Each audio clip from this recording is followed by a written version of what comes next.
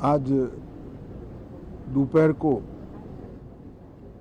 Air India की flight संख्या AI 171 दुर्घटनाग्रस्त हुई और कई पैसेंजर इसके अंदर हताहत होने की संभावनाएं हैं।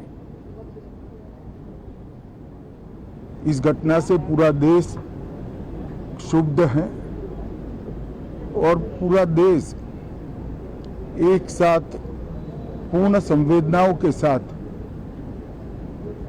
ये जो दुर्भाग्यपूर्ण हादसे में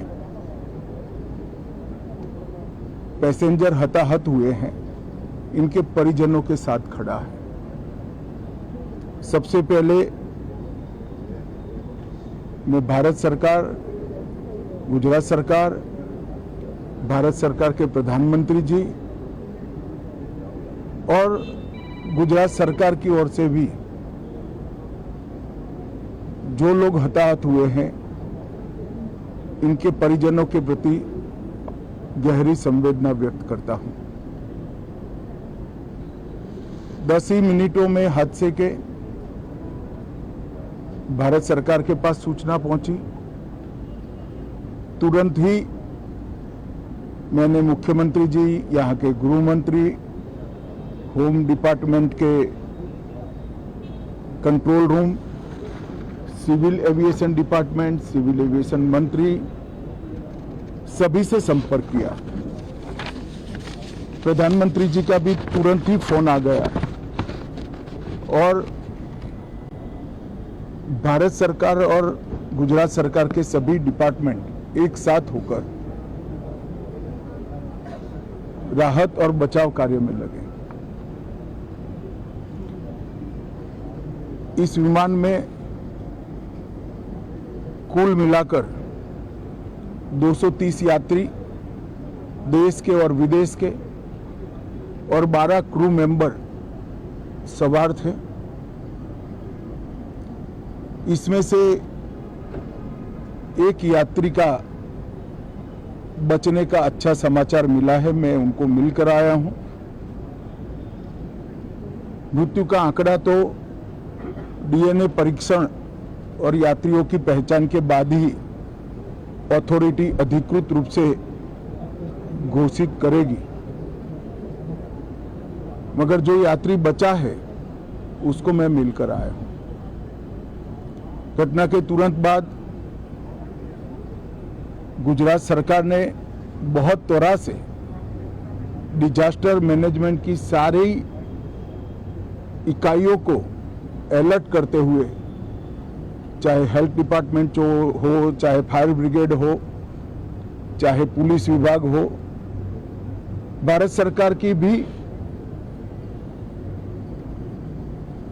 CAPF को संपर्क कर सभी ने एक साथ मिलकर राहत और बचाव का कार्य चालू किया। मगर 1.25 लाख लीटर ईंधन विमान के अंदर ही था और लगभग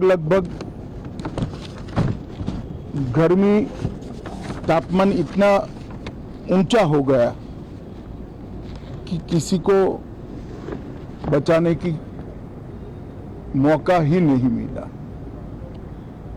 अब मैं घटना स्थान पर भी जाकर आया हूं। सारे यात्रियों के मृतदेह को बाहर निकालने का काम लगभग समाप्त हो चुका है। जितने यात्रियों के परिजन यहां पहुंच चुके हैं, वो सबका DNA लेने की कार्यवाही भी 2-3 घंटों में समाप्त हो जाएगी। विदेश में जिनके परिजन हैं, उनको सूचना देने की कार्यवाही समाप्त हो चुकी है और जैसे ही पहुंचते हैं उनके भी DNA सैंपल लिए जाएंगे और मृतदेहों की पहचान के लिए जितने मृतदेह मिले हैं, इनके भी DNA सैंपल लेने की कार्यवाही समाप्त हो चुकी है। गुजरात में ही लगभग 1000 के आसपास DNA टेस्ट करने पड़ेंगे। ये सभी टेस्ट करने की क्षमता गुजरात में विकसित है, तो डीएनए टेस्टिंग के लिए कहीं गुजरात के बाहर जाने की जरूरत नहीं पड़ेगी। गुजरात की एफएसएल और नेशनल फॉरेंसिक साइंस यूनिवर्सिटी दोनों मिलकर कम से कम समय में डीएनए का परीक्षण पूरा करने के बाद परिवारजनों को अपना मृतदेह परिजन का मृतदेह सौंपने का काम करेंगे।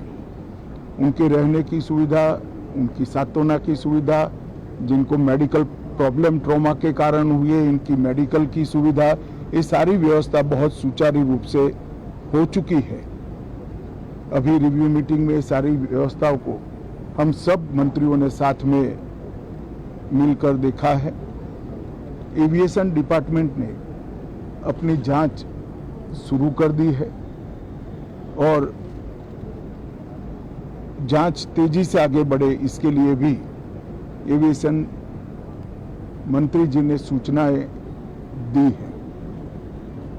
मैं फिर से एक बार राहत काम में जिन जिन एजेंसियों ने त्वरा के साथ बचाव और राहत का काम किया, वो सभी का धन्यवाद करना चाहता हूं।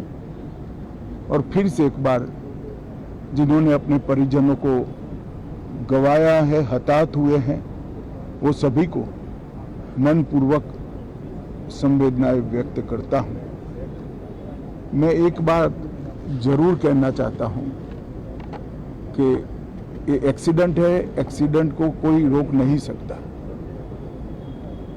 परंतु 365 दिन 24 घंटा इस तरह की घटना के लिए प्रशासन का जो अलर्टनेस है, उसकी कसौटी उसी वक्त होती है जब ऐसी घटनाएं होती है। और आज गुजरात के डिजास्टर मैनेजमेंट की तैयारियों का एक प्रकार से दुर्भाग्यपूर्ण तरीके से मगर कसौटी हुआ और बहुत त्वरा के साथ यहाँ पर काम किया गया, वो पूरे देश के मीडिया के सामने और परिजनों के सामने भी आया है। अंत में मैं फिर से एक बार सम्माननीय प्रधानमंत्री नरेंद्र मोदी जी की ओर से, भारत सरकार और गुजरात सरकार की ओर से सभी हताहत लोगों के परिजनों के प्रति गहरी संवेदना व्यक्त करता हूं। धन्यवाद।